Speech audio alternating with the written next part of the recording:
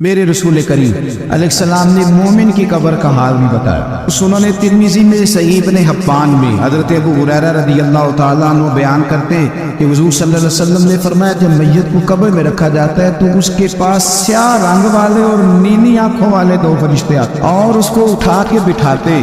باقی حدیثوں میں 3 ہی سوال ہیں، لیکن اس حدیث میں حضور نے فرمایا انہوں نے بس میرے بارے میں پوچھنا ہے، اٹھا بس میرے بارے میں صرف یہ پوچھنا ہے، بتا مدینے والے معبود کے بارے میں دنیا میں کیا کہا کرتا۔ تو اعلیٰ حضرت بریلوی تو کہتے ہیں میں نے تو کہہ دینا ہے سرور کہوں کہ مالک و مولا کہوں تجھے، باغ خلیل کا گل زیبا کہوں تجھے، تیرے تو وصف عیب تناہی سے ہیں بری، حیران ہوں میرے شاہ میں کیا کیا کہوں تجھے، لیکن رضا نے خدم سخن اس پہ کر دیا، خالق کا بندہ خلق کا آقا کہوں تجھے۔ اور پیر میر علی شاہ صاحب کہتے ہیں میں نے وہاں یہ کہنا ہے کہ مکھ چند بدر شاہ شانی تے متھ چمک دی لاٹ نورانی، کالی زلف تے اکھ مستانی مخمور اکھی ہیں مد بریاں سبحان اللہ، ما اجمل کا ما اکمل کا ما اقسم کا، تے کتھے میرے علی کتھے تیری ثنا، مشتاق اکھی کتھے جاڑ۔ تو نبی پاک علیہ السلام فرماتے ہیں میرے بارے میں پوچھیں گے، میرے بارے میں۔ ویسے بھی ایک سوال لازمی ہوتا ہے نا، یہ والا سوال لازمی ہے، من ربو کا پوچھ کے نا تو جنت جہنم کا فیصلہ نہیں، ماں دینو کا پوچھ کے جنت جہنم کا فیصلہ۔ بات اگر ختم ہونی ہے تو مدینے والے کے سوال پہ ختم، اس لیے کھل کے نعتیں پڑھا کرو اور راج کی درود پڑھا کرو، یہ بات یاد رکھیں۔ یہ فیصلہ حضور کی ذات پہ ختم ہونا ہے۔ وہ شکایتیں کرتے ہیں نا لوگ آ کے، تو ایک بچی کو ہمارے ہاں داخل کرانے کے لیے ایک صاحب لے کے آیا تو کہنے لگے بڑا عرصہ اسے فلانے مدرسے میں داخل کرایا، سوائے نعتوں کے کچھ بھی نہیں سیکھا اس نے۔ تو میں انہوں نے کہا چاچا جی جڑی اصل کام سی وہ تو سیکھ گئی نا تھوڑی بہت، قرآن و سنت بھی حضور کی نعت ہی ہے، لیکن آپ کو پتہ ہے کہ بات ختم مدینے والے کی نعت پہ ہی ہوتی ہے، حضور کا پیار اصل ہے۔ تو حضور فرماتے ہیں میرے بارے میں پوچھا جائے گا، وہ کہے گا کہ ان کے بارے میں کیا پوچھتے ہو، اشہد ان لا الہ الا اللہ واشہد ان محمدا عبدہ ورسولہ۔ تو فرماتے ہیں پھر اسے نا ایک طرف کھڑکی کھولی جائے گی تو جہنم کا دروازہ دکھایا جائے گا اور اسے کہا جائے گا اگر تو سوالوں کے صحیح جواب نہ دیتا تو دوزخ میں جا، لیکن اب تو نے صحیح جواب دیے ہیں۔ تو حضور فرماتے ہیں اس کی قبر 70 گز چوڑی اور 70 گز لمبی کر دی جائے گی۔ مسجد میں اسی والے حال میں جگہ مل جائے تو بندہ بڑا سکھی رہتا ہے، اور صبح جائے بینک اور پہلی لائن میں موقع مل جائے تو بندہ بڑا سوکھی رہتا ہے کہ میرا جاتے ہی کام ہو گیا۔ او خدا کے بندے، قبر بندے کی قبر، مکان اچھی سوسائٹی میں اچھا سستا اور سستا مل جائے تو بندہ کہتا ہے کہ سودا بڑا بارے دا لگ گیا، بھائی بڑا کمال ہو گیا، مزہ نہیں آ گیا۔ قبر 70 گز لمبی اور 70 گز چوڑی، اور یہ ترمذی شریف پڑھ رہا ہوں، بڑی مزیدار حدیث۔ نبی پاک صلی اللہ علیہ وسلم فرمانے لگے پھر اس کی قبر کو نور سے بھر دیا جائے۔ حضور کو پہچان گیا نا، قبر نور سے بھر دی گئی اور جب 70 گز لمبی کر دی گئی تو بڑے پیارے لفظ ہیں حدیث کے۔ حضور فرماتے ہیں وہ بندہ پھر فرشتوں سے ایک بات کہے گا، عربی میں بھی ہے اردو میں بھی ہے، وہ میرا دل کرتا ہے پنجابی میں بتاؤں۔ وہ نا فرشتوں سے وہ بندہ کہتا ہے جب قبر ہو گئی نا 70 گز لمبی 70 گز چوڑی اور نور سے بھر گئی، قربان جائے حضور فرماتے ہیں وہ مردہ وہ جو قبر میں پہنچا ہے جب اس کی قبر کو یہ شان ملتی ہے تو فرشتوں سے پتہ کیا کہتا ہے، کہتا ہے میں گھر نہ دسا ہوا جا کے، یہ ذرا گھر نہ بتاؤں دوڑ کے، یہ ذرا میں اپنے گھر بتاؤں پا کے کہ اللہ نے بڑی خیر کر دی، اپنی اماں کو دسا ہوں، میں بچوں کو بتا کے ان کے مول بن گئی ہے، میں بتاؤں اپنی بیوی کو، بتاؤں اپنے بہن بھائیوں کو، میں گھر نہ دسا ہوا۔ قربان جائے میرے رسول کریم فرماتے ہیں فرشتے کہ اس قبر کے عذاب سے رب کی پناہ مانگو اور اس کے لیے تیاری کر لو، یہ بڑا سخت دن ہے۔ حضرت سعد بن معاذ رضی اللہ تعالیٰ عنہ کا جب جنازہ تھا، فرماتے ہم جا رہے تھے تو 5-6 قبریں تھیں، تو حضور نے فرمایا کن کی قبریں؟ ہم نے عرض کی یا رسول اللہ صلی اللہ علیہ وسلم یہ کافروں کی قبریں۔ کہ نبی پاک علیہ السلام نے فرمایا وہ مسلمان جمعے کے دن یا جمعے کی رات کو فوت ہو، حدیث کے راوی حضرت ابو ہریرہ رضی اللہ تعالی عنہ، حضور صلی اللہ تعالی علیہ وسلم نے فرمایا جو شخص بیماری سے فوت ہوا، جو بندہ سورہ ملک پڑھتا ہے، سنن ترمذی میں حضرت ابن عباس سے روایت ہے کہ حضور صلی اللہ علیہ وسلم کے ایک صحابی نے ایک جگہ خیمہ لگایا تو وہاں سورہ ملک پڑھنے کی آواز ہے۔ سورہ ملک اتنی شاندار صورت ہے کہ نبی پاک صلی اللہ علیہ وسلم نے فرمایا یہ قیامت کے دن اللہ کی بارگاہ میں ناز سے جھگڑا کرے گی اور کہے گی اے اللہ یہاں تو میرے پڑھنے والے کو جنت عطا فرما یا مجھے قرآن پاک سے علیحدہ کر۔ اب عذاب قبر جو ہے، قبر کے اندر جو انسان کا عذاب ہے تو وہ بھی عالم برزخ کا عذاب۔ میرے رسول کریم صلی اللہ تعالی علیہ وسلم نے نا کچھ چیزوں سے پناہ مانگی ہے، خود حضور نے، رسول کریم علیہ السلام نے پناہ مانگی۔ حضور فرمانے لگے اے اللہ مجھے کنجوسی سے، بخیلی سے پناہ عطا فرما، اور حضور نے باقاعدہ پناہ مانگی ہے کہ اے اللہ مجھے ارذل العمر ہونے سے پناہ میں رکھ، جب عمر اتنی زیادہ ہو جائے کہ وجود کے حصے کام کرنا چھوڑ جائے، اس سے پناہ مانگی۔ اور خود میرے نبی پاک علیہ السلام نے قبر کے عذاب سے پناہ مانگی۔ یہ تعلیم امت کے لیے کہ تم بھی پناہ مانگو عذاب قبر سے۔ قبر کا عذاب پر حق ہے، قبر کے لیے تیاری کر کے رکھنا، اپنی قبر کو یاد رکھنا، مر جانے کو یاد رکھنا۔ حضرت سعد بن معاذ رضی اللہ تعالیٰ عنہ کا جب جنازہ تھا تو صحابہ کرام فرماتے کہ حضور نے نماز جنازہ کی امامت فرمائی تو قبر کے تیار ہونے میں کچھ دیر تھی، تو رسول کریم صلی اللہ علیہ وسلم زمین پر بیٹھ گئے اور ایک لکڑی سے حضور زمین کوریدنے لگے۔ ہم میں وہ انتظار تھے کہ اللہ کے رسول صلی اللہ علیہ وسلم سر مبارک اٹھائیں، ہمیں کوئی نصیحت کرے۔ فرماتے حضور نے سر اقدس اٹھایا تو حضور کی آنکھوں میں آنسو تھے، اور رو کے حضور فرمانے لگے، رو کے کہ اس قبر کے عذاب سے رب کی پناہ مانگو اور اس کے لیے تیاری کر لو، یہ بڑا سخت دن ہے۔ رو کے حضور نے فرمایا، رو کے۔ آج تو لوگ مذاق بنا، کچھ فقیر صوفی درویش کہلانے والے بھی وہ کہتے ہیں یہ جو مولوی بتا رہا ہے نا قبر میں بچھو ہوں گے، سانپ ہوں گے، یہ تو مولوی اپنی قبر بتا رہا ہے، تمہارا اس سے کیا لینا دینا ہے؟ خدا سے ڈرے۔ وہ چیزیں جو احادیث مبارکہ میں آ گئی جس سے نبی پاک نے ہمیں ڈرایا، ہمیں سمجھایا، آپ اس تنبیہ کو، اس نصیحت کو آپ اس رنگ میں لیں گے کہ مذاق بنایا جائے گا دین کا، بجائے اس کے کہ اس سے ڈرا جائے۔ حضرت سیدنا براء بن عازب رضی اللہ تعالیٰ عنہ ارشاد فرماتے کہ میں نے نبی پاک صلی اللہ تعالیٰ علیہ وآلہ وسلم سے خود اس بات کو سنا ہے، خود رسول کریم صلی اللہ علیہ وسلم نے فرمایا۔ حضرت زید بن ثابت رضی اللہ تعالیٰ عنہ بھی اس بات کے راوی ہیں، فرماتے ہم جا رہے تھے تو 5-6 قبریں تھیں، تو حضور نے فرمایا کن کی قبریں؟ ہم نے اس کی یا رسول اللہ صلی اللہ علیہ وسلم یہ کافروں کی قبریں، یہ صحیح مسلم میں حدیث موجود ہے، کفار کی قبریں۔ تو اللہ کے رسول صلی اللہ علیہ وسلم فرمانے لگے، ذرا حدیث کے لفظوں پہ غور کرنا، حضور فرمانے لگے اگر مجھے ڈر نہ ہوتا کہ تم اپنے مردوں کو دفن کرنا چھوڑ دو گے، اگر مجھے اس بات کا ڈر نہ ہوتا کہ تم اپنے لوگوں کو، مرنے والوں کو قبروں میں دفن کرنا چھوڑ دو گے، اگر یہ مجھے ڈر نہ ہوتا تو میں سناتا کہ قبر کے اندر کس طرح عذاب ہوتا ہے۔ تمہیں دنیا میں رہ کے میں سناتا، پر ڈر ہے کہ کہیں تم اپنے مرنے والوں کو قبروں میں دفن کرنا چھوڑ ہی نہ دو، اس لیے میں تمہیں یہ بات نہیں بتاتا۔ اور میرے رسول کریم صلی اللہ تعالی علیہ وآلہ وسلم نے پھر ارشاد فرمایا، اپنے غلاموں کی طرف نظر فرمائی، یہ بات کہہ کے کہ اگر مجھے ڈر نہ ہوتا کہ تم دفن کرنا چھوڑ دو گے تو تمہیں میں سنا دیتا کہ قبر میں کیا عذاب ہوتا ہے۔ پھر حضور نے صحابہ سے فرمایا چلو بھائی دوزخ کے عذاب سے اللہ کی پناہ مانگو۔ وہ سب کہنے لگے ہم دوزخ کے عذاب سے اللہ کی، صحابہ نے کہا ہم دوزخ کے عذاب سے اللہ کی پناہ مانگتے۔ پھر نبی پاک صلی اللہ تعالی علیہ وسلم نے ارشاد فرمایا تم سب کہو کہ ہم قبر کے عذاب سے اللہ کی پناہ مانگتے۔ تو صحابہ نے کہا ہم قبر کے عذاب سے اللہ کی پناہ مانگتے ہیں۔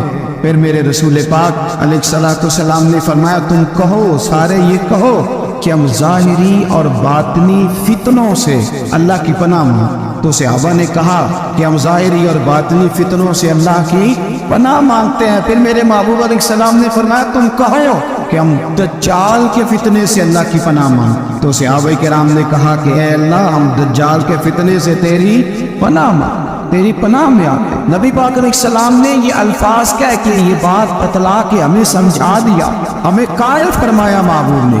یاد رکھنا، اس بات کو اچھی طرح سمجھ لینا کہ اگر مجھے ڈر نہ ہوتا کہ تم اپنے مردوں کو دفن کرنا چھوڑ دو گے تو تمہیں بتلا دیتا کہ قبر میں کتنا سخت عذاب ہوتا ہے۔ میرے عزیز کچھ لوگ ایسے ہیں جن سے عذاب قبر ہوگا ہی نہیں۔ میرے رسول کریم صلی اللہ تعالی علیہ وسلم نے ارشاد فرمایا کہ جو اللہ کے رستے میں شہید ہو گیا، سنن نسائی میں موجود ہے، اسے عذاب قبر نہیں ہوگا، بلکہ ایک حدیث میں تو فرمایا حساب کتاب بھی نہیں ہوگا، اللہ بغیر سوال جواب کے جنت عطا فرما دے۔ کچھ لوگوں کو نا لوگوں کی بخشش پہ بھی مسئلہ ہی بنتا ہے کہ کوئی بخشا نہ جائے۔ اور ایک صاحب کہہ رہے تھے جی یہ کیا معاملہ ہے کہ جمعے کو بندہ مر گیا یا فلانا ہو گیا تو اس سے حساب کتاب نہیں ہوگا، اتنے بڑے جرم لوگوں نے اتنے پاپ، اور جمعے کو مر گیا تو بخشا جائے گا۔ تو میں نے کہا جرموں کا بھی اسے حساب اللہ لے لے گا، لیکن میاں حساب کتاب کی ڈیوٹی نہ اللہ کی ہے تو بہتر یہ ہے کہ اسی کے ہاتھ میں رہے، تو نہ اپنے ہاتھ میں لینے کی کوشش کر۔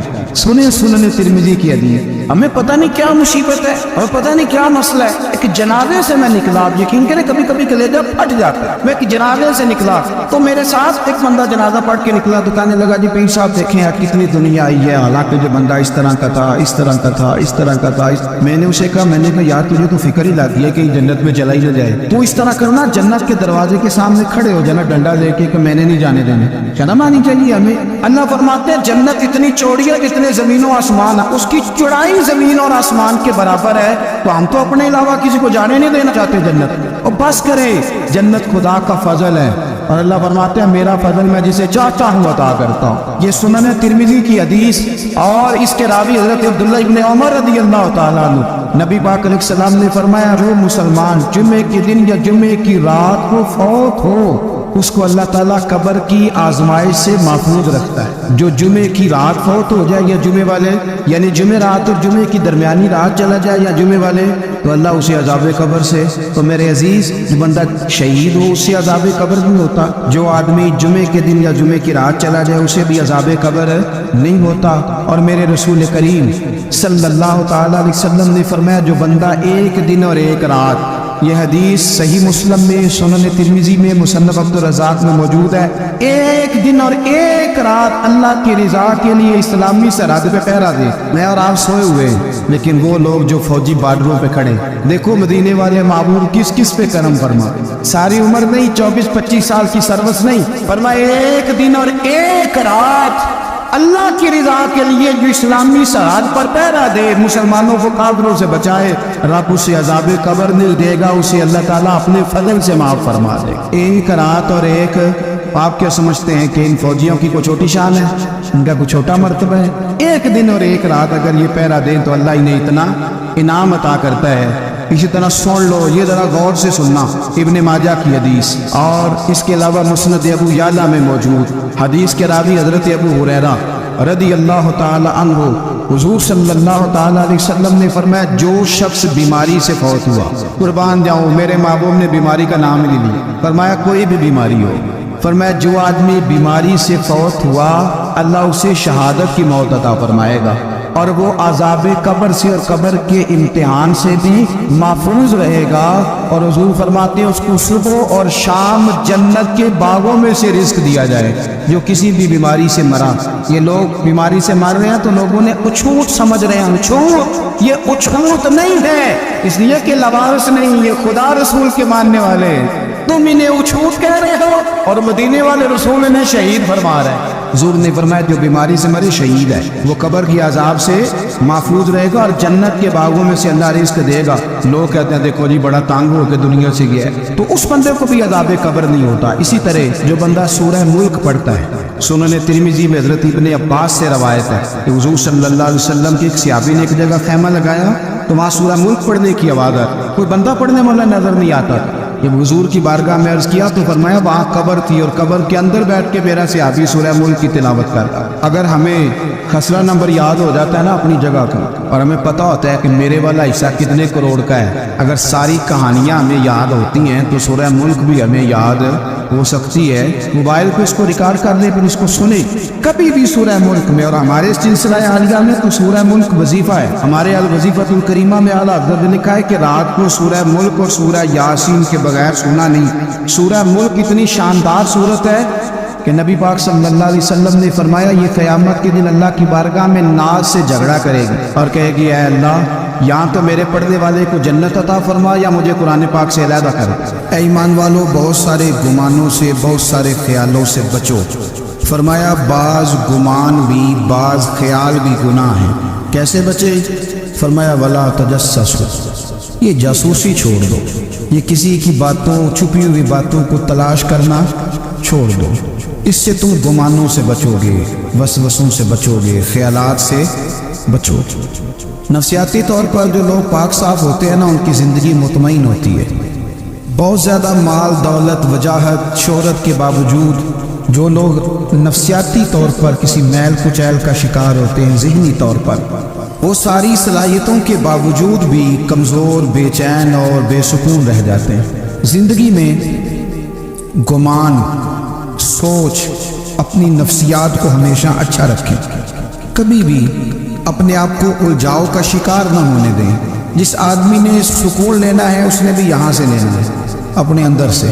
جس نے مطمئن ہونا ہے اس نے بھی خود بخود ہی ہونا ہے، اور جس شخص نے بے سکون رہنا ہے اس نے بھی خود بخود ہی رہنا ہے۔ میرے نبی کریم علیہ السلام نے اپنے صحابہ کو مطمئن زندگیاں فراہم کی، اطمینان بخش رویے حضور نے دیے۔ آپ غور فرمائیں گے کہ غریب ترین صحابہ بھی جب کوئی ان سے پوچھتا تھا کیفیت کیا ہے تو وہ کہتے تھے الحمدللہ، اللہ نے ہمیں نبی کریم کا غلام بنا دیا ہے۔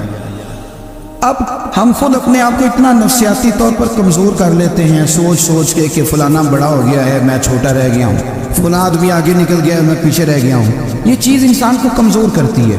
انسان اگر یہ تصور کر لے کہ جو میرے حق میں بہتر تھا میرے رب نے مجھے عطا کر دیا ہے، اسے سکون نصیب ہوتا ہے، پھر نفسیاتی مسائل ختم ہوتے ہیں۔ بڑے بڑے سمجھدار لوگوں کو کالا جادو ہو جاتا ہے، اور بڑے بڑے عقل مند لوگ ہوتے ہیں جن کی بھابھی انہیں نظر لگا دیتی ہے۔ بڑے بڑے سمجھدار لوگ ہوتے ہیں کہ جن کی دکان کے آگے کوئی تعویذ پھینک جاتا ہے۔ بڑے سمجھدار لوگ ہیں لیکن وہ چھوٹی چھوٹی باتوں سے اتنے کمزور ہو گئے کہ سام سے ڈرتے ڈرتے رسیوں سے بھی ڈرنا شروع کر دیے۔ رسیوں سے، وہ جی میں صبح کل چل رہا تھا تو میرے پیچھے کوئی چل رہا تھا تو میں نے کہا سایہ ہوگا آپ کا، وہی ساتھ چلتا ہے۔ ایک حدیث ہے ترمذی شریف کی، سے یاد کر لیں بڑا نفع دے گی۔ میرے نبی کریم علیہ السلام نے فرمایا اگر ساری دنیا مل کے بھی تیرا نقصان کرنا چاہے تو جب تک رب کی مشیت نہ ہو تیرا نقصان ہو نہیں سکتا۔ ختم ہو گئی بات، باہر آ جائیں اس چیز سے۔ اور فرمایا سارے زمانے کے لوگ مل کر تیرا نفع کرنا چاہیں تو جب تک اللہ نہ چاہے وہ تیرا کوئی نفع کر نہیں سکتے۔ نقصان بھی اللہ کی مشیت پہ ہے، نفع بھی اللہ کی رضا پہ ہے، تو پھر آپ بلا وجہ لوگوں کو دیکھ کر ٹینشن کیوں لیتے ہیں؟ پریشانی کاہے کی ہے؟ آزمائش کس بات کی ہے؟ اپنے آپ کو سکون دیں، اپنے آپ کو مطمئن کریں، کہیں رب بڑا ہی مہربان ہے، اس نے جہاں اچھا سمجھا ہے وہاں اس نے مجھے رکھا ہے۔ اپنے ذہن کو اطمینان دیں، سکون دیں۔ میرے نبی کریم علیہ السلام کی پوری حیات مبارکہ میں آپ کو شکوہ نہیں ملے گا کہیں بھی۔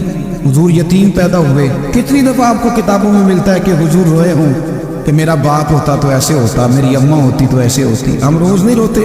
نبی کریم صلی اللہ تعالیٰ علیہ وسلم نے اپنی زندگی ساری آزمائشوں میں گزاری۔ کہیں آپ کو محسوس ہوتا ہے کہ نبی کریم صلی اللہ علیہ وسلم کسی کے پاس بیٹھے اور فرمایا آؤ میں تمہیں اپنے دکھ سناؤں؟ ہمیں تو مسئلہ بن گیا ہے، ہم لوگوں نے اپنے آپ کو غیر مطمئن بنا لیا ہے۔ ہم ان ساری چیزوں کی ڈیمانڈ کرتے ہیں جو ہمارے مالک نے مناسب نہیں سمجھی ہمیں دینی۔ ہمیں اپنے آپ کو مطمئن کرنا چاہیے، سکون میں رکھنا چاہیے۔ اگر آپ تھوڑا سا اپنے آپ کو سکون دیں، اطمینان دیں، کہیں الحمدللہ، اللہ تبارک و تعالیٰ جہاں جس کو چاہتا ہے وہاں اسے بٹھا دیا کرتا ہے۔ پھر ہم لوگوں کا منصب چھیننا چاہتے ہیں، حسد کرتے ہیں، بغض پیدا ہوتا ہے، عداوت پیدا ہوتی ہے، نقصان ہوتا ہے۔ فطری طور پر جو صلاحیت اللہ نے دی ہوتی ہے ان کو بھی زنگ لگ جاتا ہے، زنگ لگنے لگتا ہے ان سب چیزوں کو جو اللہ نے اپنے فضل سے ہمیں دی ہوتی ہیں۔ تو بات کو یاد رکھیں، زندگی میں آپ مطمئن ہو جائیں کہ رب کریم نے جو دیا ہے وہ کمال ہی دیا ہے، کمال ہی۔ حضور کی ایک زوجہ محترمہ تھی تو ان کے ہاتھ ذرا لمبے تھے، مومنوں کی ماں۔ بعض خواتین نے ان سے کہا کہ لمبے ہاتھوں والی، ہم بنا لیتے ہیں نا یہ بھی بات کہ اس کا ناک موٹا ہے تو اس کی آنکھیں چھوٹی ہیں تو اس کے کان بڑے ہیں تو اس کے ہاتھ کیسے ہیں، تو کہا لمبے ہاتھوں والی۔ تو وہ پریشان ہو گئی، نبی کریم علیہ السلام تشریف لائے، کیا ہوا؟ عرض کی یا رسول اللہ مجھے لمبے ہاتھوں والی کہتے ہیں۔ تو حضور فرمانے لگے یہ پریشان ہونے والی بات ہے کہ خوش ہونے والی بات؟ یا رسول اللہ کیا مطلب؟ فرمایا تو کہہ کہ رب نے لمبے ہاتھ اس لیے دیے ہیں تاکہ میں سخاوت زیادہ کر سکوں، میں سخاوت زیادہ۔ یہ جو میرا چہرہ ہے نا، یہ جو آپ کا چہرہ ہے، یہ آپ کی چاہت ہے کہ اللہ کی فی ای صورت ما شاء رکبک، اللہ فرماتے جیسے میں نے چاہا ہے ویسے تجھے بنایا ہے۔ تو اگر میرا موٹا ناک، میری چھوٹی آنکھیں، میری بڑی آنکھیں، میرے چپٹے کان، یہ میرے تو نہیں، یہ تو میرے رب کی چاہت ہے۔ مجھے اپنے موٹے ہونٹوں سے نفرت کرنی چاہیے کہ اللہ کی چاہت سے پیار کرنا چاہیے؟ مجھے اپنے کالے رنگ پر پریشان رہنا چاہیے کہ رب کی چاہت پر مجھے پیار آنا چاہیے؟ اللہ کی چاہت پر پیار کر، یہ چاہت ہے اللہ کی، یہ چاہت ہے۔ تو اللہ کی چاہت سے محبت کر۔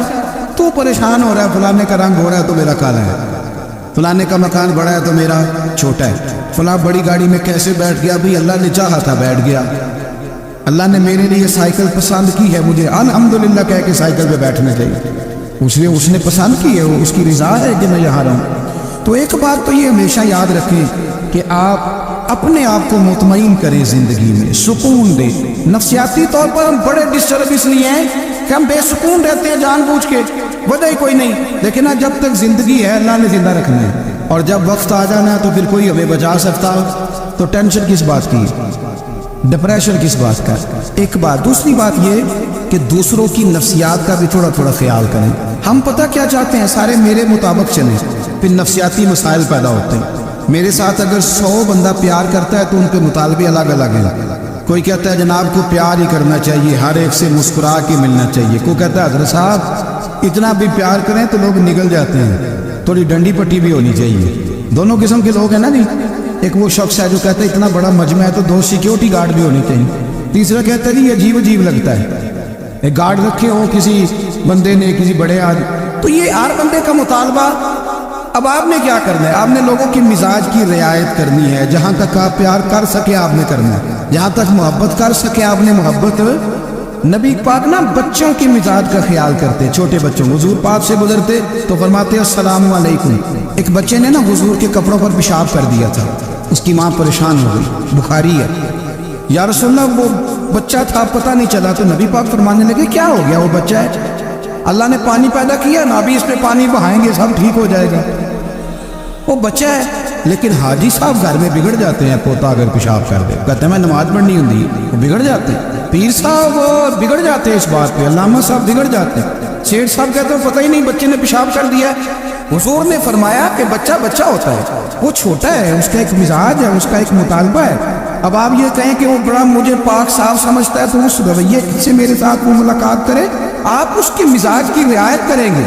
नबी करीम के गुलाम के बेटे हैं हजरत उसामा बिन जैद, नवासों की बात नहीं सुना रहा। जैद बिन हारिसा हुजूर के गुलाम थे, उनके बेटे हैं। छोटी उम्र थी, नाक बह रहा था। वैसे दादाजी नाक साफ कर देते हैं पोते का, हो सकता है वो डांटने का चल दौड़ जा कितना गंदा, अम्मा से कहते नाक साफ करे, चल नलायक। नाना भी कहते भाग जा, क्योंकि वो हाजी साहब ने वुजू करना है, नमाज पढ़नी है, तो उनके करीब ये चीज आ गई तो बड़ा मसला बन जाएगा। नबी करीम सल्लल्लाहु अलैहि वसल्लम ने कहा आयशा उसामा की नाक बह रही है, साफ कर दो। हजरत आयशा कहती है मैं जरा उठी को कपड़ा देख लो तो हुजूर जल्दी से उठे।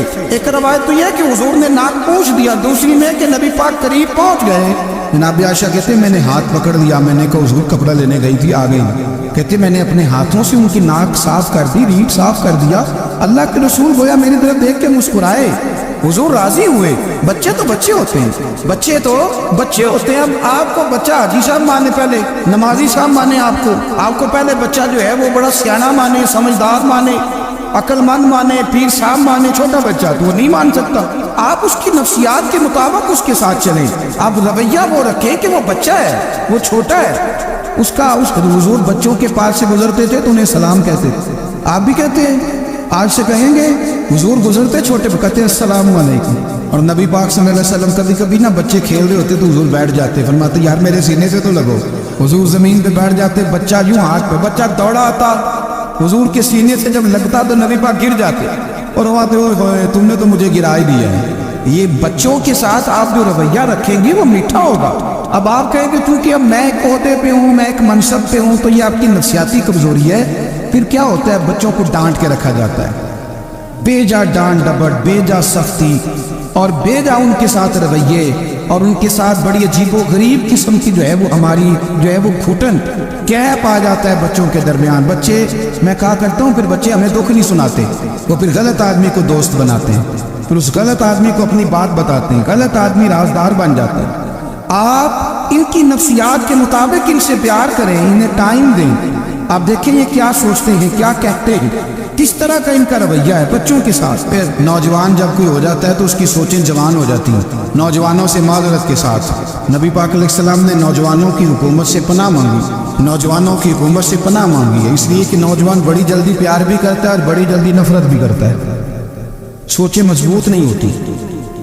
नौजवान आदमी, जवान आदमी बिखरी हुई सोचें होती हैं। मेरे रसूल करीम सल्लल्लाहु अलैहि वसल्लम नौजवानों से उनके मिजाज के मुताबिक डील करते थे, उनकी तबीयत के मुताबिक उनकी ज़हन साजी करते थे। हम ना जवानों को वक्त नहीं देते, हम मुतालबा करते हैं नौजवान से कि वो है नौजवान बातें बूढ़ों वाली करे। अगर जवानी में बूढ़ों वाली बातें करे तो फिर तो शेख सादी कहते हैं सारे बूढ़े छोड़ के उस नौजवान के पास बैठो, उसके पास फैज़ ज़्यादा है। अगर ऐसा हो जाए, क्योंकि दर जवानी तौबा करदन शेवाए पैगम्बरी, ये तो अच्छी बात है। लेकिन मेरे अजीज अगर ऐसा न हो, ऐसा मुमकिन ना हो, तो फिर नौजवान को आप उसकी तबीयत के मुताबिक डील करें। आप उसकी सोच देखें, उसका रवैया देखें, उससे प्यार